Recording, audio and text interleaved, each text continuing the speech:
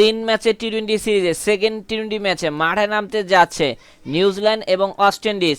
এই ম্যাচটা বাংলাদেশ সময় কয়টা বাজে অনুষ্ঠিত, ম্যাচটা কারা জয়লাভ করতে পারে জানতে চাইলে সম্পূর্ণ ভিডিওটা না দেখা অনুরোধ রইল। সো ভিডিও শুরু করা যাক।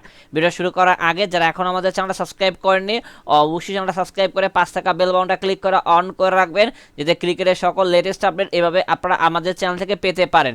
ম্যাচটা অনুষ্ঠিত হবে ইডেন পার্ক, অকল্যান্ড। এই পিচে ফার্স্ট ইনিংসে অ্যাভারেজ রান 171, সেকেন্ড ইনিংসে অ্যাভারেজ রান 154।